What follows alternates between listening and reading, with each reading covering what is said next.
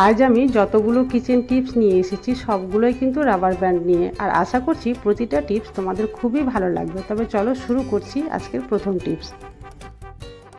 Chopping board আমরা প্রতিদিনই ব্যবহার করে থাকি সবজি কাটার জন্য, আর এই চপিং বোর্ড যখন আমরা ব্যবহার করি তখন অনেক সময় এইভাবে নড়তে থাকে। তাই দুটো রাবার ব্যান্ড যদি দুই দিক থেকে এইভাবে সেট করে দেওয়া যায়, যেভাবে আমি করছি ঠিক একটু দেখে নাও, তাহলে কিন্তু চপিং বোর্ডটা আর নড়বে না, যত খুশি কাজ করো। আশা করছি এই ট্রিকটিও তোমাদের খুব ভালো লেগেছে। পিকে ম্যাজিক ফুড ফ্যাক্টরিতে তোমাদের সকলকে স্বাগত জানিয়ে শুরু করছি পরবর্তী টিপস।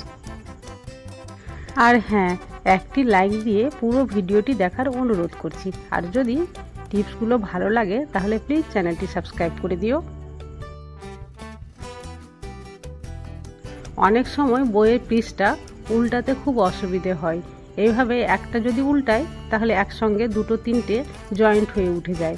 তাই আজকের একটি ছোট্ট টিপস, রাবার ব্যান্ড এভাবে আঙুলে লেপটে নিলাম, আর তারপরে দেখো কত সহজে বইয়ের পৃষ্ঠাগুলো আমি উঠিয়ে নিচ্ছি। আশা করছি এই টিপসটিও তোমাদের খুব ভালো লেগেছে। চলে আসছি পরবর্তী টিপসে। এখানে দেখতে পাচ্ছ আমি খাতাতে পেন্সিল দিয়ে লিখে নিচ্ছি।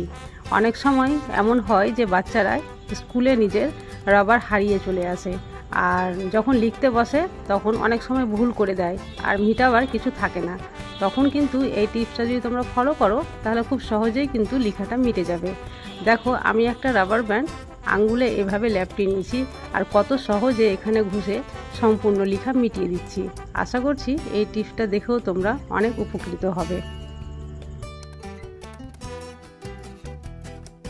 চলে আসছি পরবর্তী ট্রিকে। এখানে দেখতে পাচ্ছ একটা রিমোট আছে, আর এই রিমোটটা কিন্তু এসির রিমোট।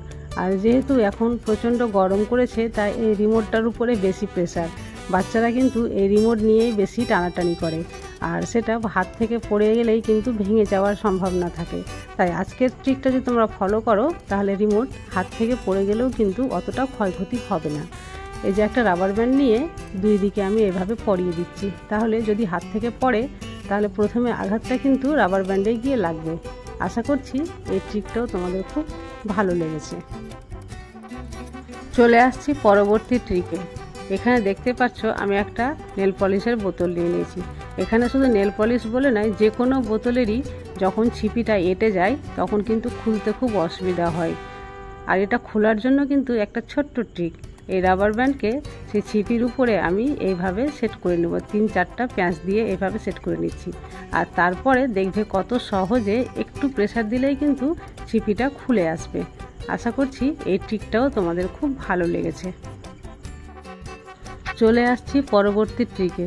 এখানে দেখতে পাচ্ছ একটা স্টিলের টিফিন বক্স আছে, আর এই টিফিন বক্স বা টিফিন বাটি যাই বলো না কেন, এর ছিপিটা কিন্তু খুবই ঢিলা, আর ভিতরেও কোনো কিছু খাবার রাখলে সেটা কিন্তু পড়ে যায়। আজকের ট্রিকটা তোমরা যদি ফলো করো তাহলে আর ভিতরের খাবার বাইরে বেরিয়ে আসবে না।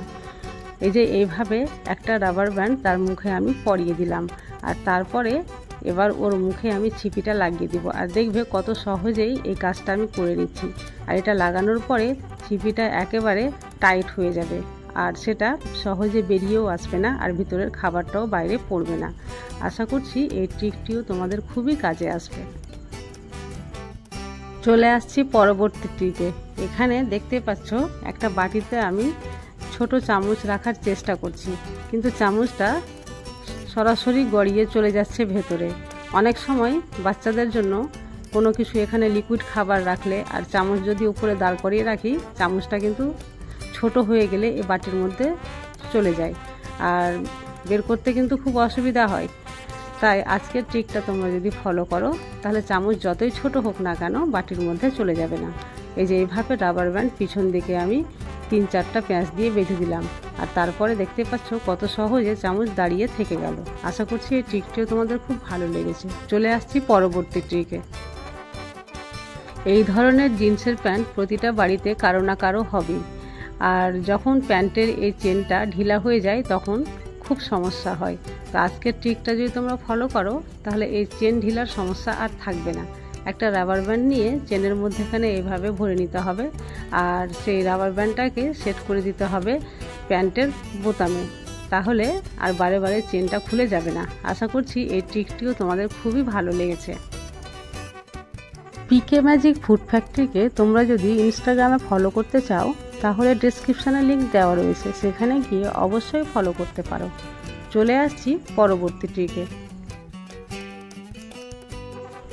আমরা যখন রান্না করি তখন রান্নাঘরে এই মোবাইলটা দাঁড় করিয়ে রাখতে কিন্তু খুব অসুবিধা হয়। যেভাবেই রাখি না কেন পিছন দিকে উল্টে যায়, আর এভাবে পিছনে উল্টে গেলে ক্যামেরার কিন্তু অনেকটা ক্ষয়ক্ষতি হয়ে যায়। তাই আজকে দুটো রাবার ব্যান্ড দিয়ে আমি এই মোবাইলটাকে কিভাবে সেট করছি একটু লক্ষ্য করলে তোমরা বুঝতে পারবে। আমি বলে হয়তো বোঝাতে পারবো না, আমার হাতের দিকে লক্ষ্য করো তাহলে বুঝতে পারবে আমি কিভাবে দুটো রাবার ব্যান্ডকে একসঙ্গে জয়েন্ট করলাম। আর তারপরে একটা জলের বোতল নিয়ে নিয়েছি, সেটাতে অবশ্যই জল থাকতে হবে, নাহলে বোতলটা আবার পিছন দিকে উল্টে যেতে পারে। আর রাবার ব্যান্ডটা এভাবে এক সাইড আমি মোবাইলের একদিকে ভরে নিয়েছি আর অন্য সাইডটা অন্যদিকে ভরলাম, আর মধ্যে দিয়ে কিন্তু বোতলটা আমি পার করে নিয়েছি। তোমরা দেখলেই বুঝতে পারবে আমি কিভাবে এটা সেট করেছি।